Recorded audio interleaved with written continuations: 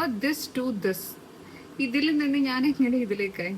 അപ്പൊ എന്റെ ജേണിയെ പറ്റി പറയാം. ഓക്കെ, അപ്പോൾ എൻ്റെ വെയിറ്റ് ലോസ് ജേണിയെ പറ്റി ചെറിയൊരു ഷോർട്ട് വീഡിയോ ഞാൻ ഇടുവാണ്.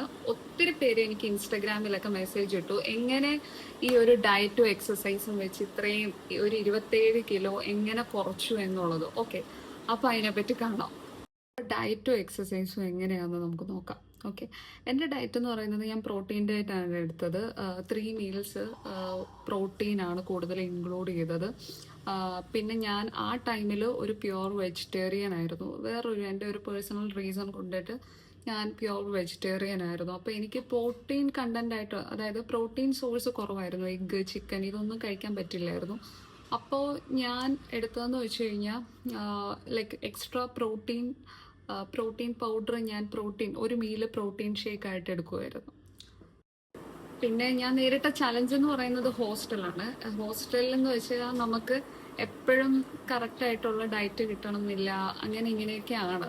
എല്ലാവർക്കും ഹോസ്റ്റലിൽ നിൽക്കുന്നവർക്ക് എല്ലാവർക്കും അറിയാം എങ്ങനെ ഹോസ്റ്റലിൽ നിന്ന് ഇങ്ങനെ വണ്ണം കുറയ്ക്കാണ്. പക്ഷേ ഞാൻ വീട്ടിലൊന്നും അല്ല നിന്ന്, ഞാൻ ഹോസ്റ്റലിൽ തന്നെയാണ് ഈ 11 മാസവും നിന്ന് ഈ ഒരു സ്റ്റേജിലേക്ക് എത്തിയത്. ഓക്കെ, അപ്പൊ അതെന്ന് വെച്ച് കഴിഞ്ഞാൽ ഹോസ്റ്റലിൽ നമുക്ക് ചില ഫുഡുകളൊക്കെ കാണുമല്ലോ. അപ്പൊ അതിൽ നിന്ന് കുറെ പ്രോട്ടീൻ റിച്ചഡ് ആയിട്ടുള്ള ഫുഡ് ഞാൻ കഴിക്കും. പിന്നെ അല്ലാത്ത ടൈമിൽ ഞാൻ ആ ഒരു ടൈമിൽ ഞാൻ ആദ്യം പറഞ്ഞ കൂട്ടി പ്യുവർ വെജിറ്റേറിയൻ ആയതുകൊണ്ട് ഞാൻ എക്സ്ട്രാ പ്രോട്ടീൻ പൗഡറും കൂടെ എൻ്റെ മീലിൽ ആഡ് ചെയ്യുമായിരുന്നു. ഓക്കെ, അപ്പോൾ ഇപ്പോൾ ഒരു മീൽ ഇവിടെ ഹോസ്റ്റലിൽ പ്രോട്ടീൻ ഇല്ലെങ്കിൽ ഞാൻ ഒരു നേരം ഞാൻ പ്രോട്ടീൻ ഷേക്ക് എടുക്കും. അങ്ങനെയൊക്കെ ആയിരുന്നു. പിന്നെ നമ്മൾ ആൻറ്റി ഓക്സിഡൻറ്റ്, സ്കിന്നിന് വേണ്ടി ആൻറ്റി ഓക്സിഡൻ്റ് ആയിട്ട് ഗ്രീൻ ടീ കുടിക്കായിരുന്നു, ഡാർക്ക് ചോക്ലേറ്റ്, അതൊരു 99% ഡാർക്ക് ചോക്ലേറ്റ് കഴിക്കുമായിരുന്നു. പിന്നെ ഷുഗർ കട്ട് കംപ്ലീറ്റ് ആക്കണം നമ്മൾ. നോ ഷുഗർ, നോ മൈദ, ഈ വൈറ്റ് ആയിട്ടുള്ള കാര്യങ്ങളൊക്കെ നമ്മുടെ ലൈഫിൽ നിന്ന് അവോയ്ഡ് ചെയ്താൽ തന്നെ നമുക്ക് അതിൻ്റെ അനുസരിച്ചുള്ള റിസൾട്ട് നമ്മുടെ ബോഡിയിലും സ്കിന്നിലും ഒക്കെ കിട്ടും കേട്ടോ. അത് കറക്റ്റ് ആയിട്ടുള്ള കാര്യമാണ്.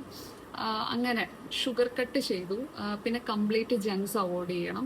ഓക്കെ, പിന്നെ വല്ലപ്പോഴും ഇപ്പോൾ ഒരു 3 months 2 months കൂടുമ്പോൾ, പക്ഷെ ഞാൻ ആ ഒരു 83-ൽ നിന്നും ഒരു 65 വരെ കൺസിസ്റ്റൻസി എന്ന് പറയുന്നത് ഞാൻ ശരിക്കും എടുത്തു. അത്രയും നാളും ഞാൻ ഈ പറഞ്ഞ വകകളൊന്നും ഒരു ദിവസത്തിൽ ഒരു ചീറ്റ് ഡേ എന്ന് പറയാൻ പോലും എനിക്കില്ലായിരുന്നു. ഞാൻ അത്രയ്ക്കും കൺസിസ്റ്റൻസി ഞാൻ വെച്ചിരുന്നു.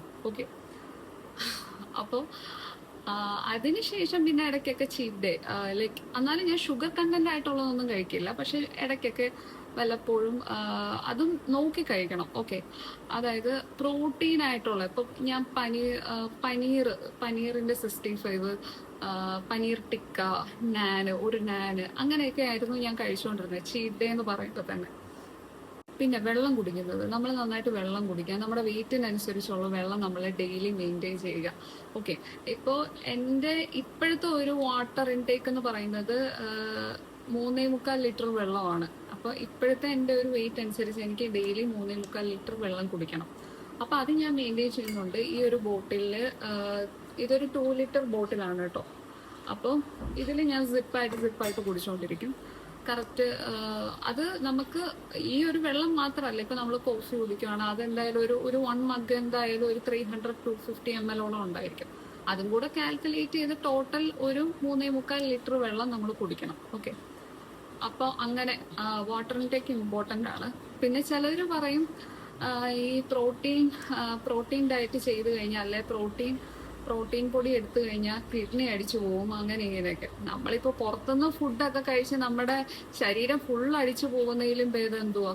പക്ഷെ അത് തെറ്റായിട്ടുള്ള ഒരു ധാരണയാണ്. എന്നെ സംബന്ധിച്ചോളം ഞാൻ ഈ ഒരു 11 മാസത്തോളം ഞാൻ പ്രോട്ടീൻ പൗഡറും പ്രോട്ടീൻ ഡയറ്റും തന്നെയാണ് ഞാൻ കഴിച്ചത്. ഓക്കെ, പിന്നെ നമ്മൾ ഏറ്റവും ഇമ്പോർട്ടൻ്റ് ആയിട്ടുള്ള കാര്യം, നമ്മൾ വെള്ളം കുടിക്കുക. വെള്ളം കുടിച്ചില്ലെങ്കിലാണ് നമുക്ക് പണി കിട്ടുന്നത്. അപ്പം ഈ ഒരു 8 മാസത്തിന് ശേഷം ഞാൻ ബ്ലഡ് ടെസ്റ്റ് എല്ലാം ചെയ്തു, LFT, RFT, ക്രിയാറ്റിൻ ഇതെല്ലാം ചെയ്തു. പക്ഷെ ഇതൊക്കെ നോർമലായിരുന്നു. ഞാൻ വേണം എൻ്റെ റിസൾട്ടിൻ്റെ സ്ക്രീൻഷോട്ട് ഞാൻ കാണിച്ചു തരാം അടുത്ത വീഡിയോയിൽ. എല്ലാം നോർമലായിരുന്നു, പക്കയായിരുന്നു. ഞാൻ ഞെട്ടിപ്പോയി. ഞാൻ വിചാരിച്ചു എന്തെങ്കിലും വേരിയേഷൻസ് ഒക്കെ കാണും, ഇത്രയും പ്രോട്ടീൻ ലോഡല്ലേ നമ്മൾ കഴിക്കുന്നത്, അപ്പോൾ അങ്ങനെയൊക്കെ കരുതി. പക്ഷെ ഒക്കെ നോർമലായിരുന്നു കേട്ടോ. പിന്നെ ഫൈബർ ഇൻടേക്ക് കൂടണം, ഫ്രൂട്ട്സും വെജിറ്റബിൾസും കൂടുതൽ കഴിക്കണം. ഫ്രൂട്ട്സിൽ എന്ന് പറഞ്ഞു കഴിഞ്ഞാൽ നമ്മൾ ഷുഗർ കണ്ടന്റ് ആയിട്ടുള്ള ഫ്രൂട്ട്സ് അവോയ്ഡ് ചെയ്തിട്ട് നമ്മൾ ഈ ആ, അധികം പഴുക്കാത്ത പപ്പായ, പിന്നെ ഗുവ, ഇതൊക്കെ കഴിക്കുക. ഇതൊക്കെ നല്ല ഫൈബർ എൻറിച്ച്ഡ് ആയിട്ടുള്ള ഐറ്റംസ് ആണ്. ഇതൊക്കെ കഴിക്കുമ്പോൾ നമുക്ക് ആ ഒരു ഫൈബർ ഇൻടേക്ക് കൂടും. അപ്പോൾ പ്രോട്ടീൻ, ഇപ്പോൾ ചിലവർക്ക് പ്രോട്ടീൻ കഴിച്ചു കഴിഞ്ഞാൽ കോൺസ്റ്റിപ്പേഷൻ വരും.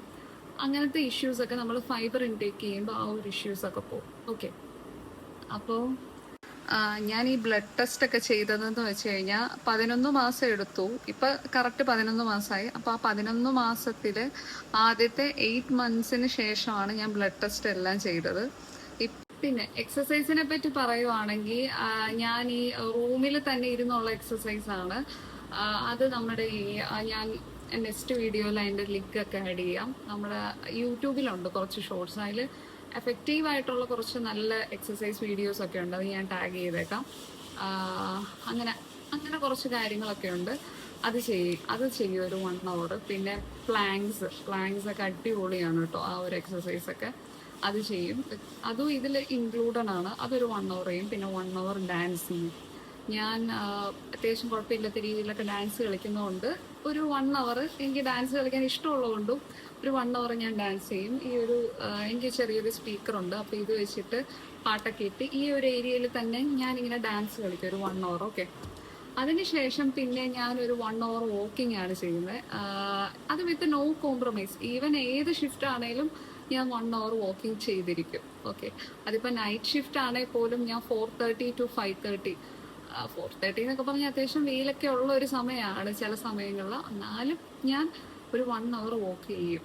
ഓക്കെ, പിന്നെ മോർണിംഗ് ഷിഫ്റ്റ് ആണെങ്കിൽ ഈവനിങ് 5:30 to 6:30.